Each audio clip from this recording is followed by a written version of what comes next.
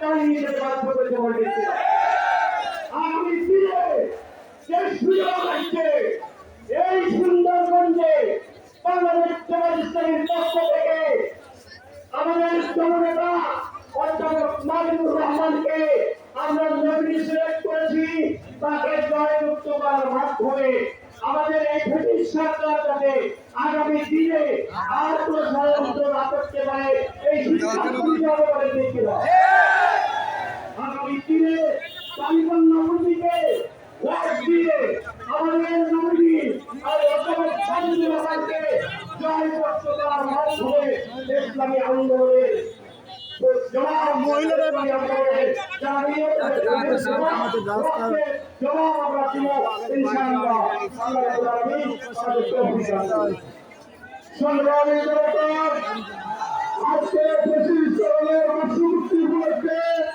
আমাদের কিছু কথা শুনতেই হবে ইনশাআল্লাহ। সুন্নাতেরা এই পর্যায়ে কথা হচ্ছেন আবু সাইদের উত্তরসূরি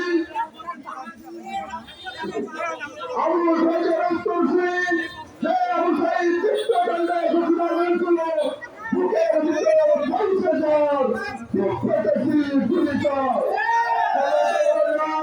এই পর্যায়ে বক্তব্য করেছেন প্রিয় সংগঠন বাংলাদেশ ছাত্র শিবির সুন্দরগঞ্জ উপজেলা ছাত্র শিবিরের সভাপতি সোহানুর রহমান সাহেব তাকে সুরক্ষিত করার জন্য নিবেদন করছে।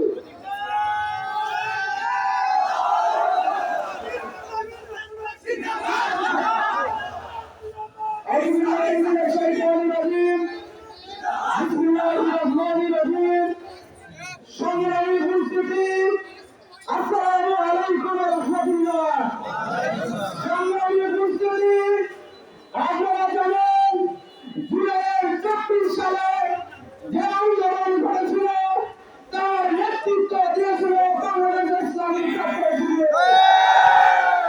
আজকে আমরা এই সরকারকে বলতে চাই জুলাই অভ্যুত্থানে যেসব ছাত্র ভাইরা শাহাদাত বরণ করেছে তাদের বিচার আমরা এখনো পাইনি।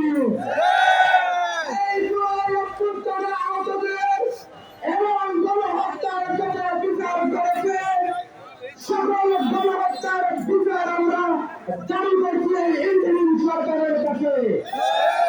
আপনারা জানেন ছাত্রদের দলের দাবি ছিল জুলাই সনদ, সেই জুলাই সনদ আমরা এখনো পাইনি। এই সরকারের কাছে আমরা উদাত্ত আহ্বান রাখছি ছাত্র জনতাকে তাদের দাবি জুলাই সনদ আমাদেরকে ফেরত দিতে হবে।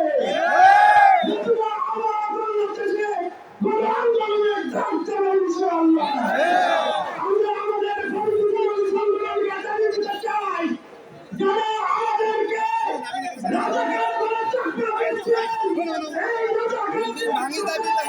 আপনারা বিক্রি করেছিলেন। আমরা সেই জনগণকে জানিয়ে দিতে চাই আমরা যদি রাজাকার হই তাহলে আপনাদের কাছে যান। সর্বশেষ জুলাই আন্দোলনের জনগণ আমরা দিতে পাই এই একটা আহ্বান থেকে আমি আমার কথা শেষ করছি। আসসালামু আলাইকুম ওয়া রাহমাতুল্লাহ।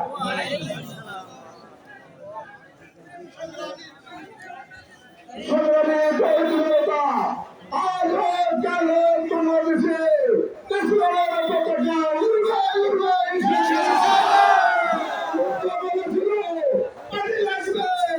পানি লাগবে সেই মুখরুদ্ধ শুনে যুবকদের আইকন এ পর্যায়ে বক্তব্য রাখছেন প্রিয় সংগঠন বাংলাদেশ জামাত ইসলামী কর্মীয় সেক্রেটারি যুবকদের আইকন সরকার শরীফুল ইসলাম তাকে সংক্ষিপ্ত সুরক্ষা করার জন্য অনুরোধ করছি।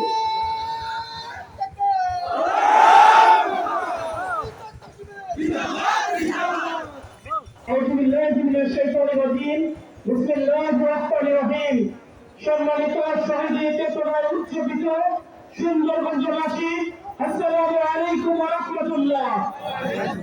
সম্মানিত উপস্থিতি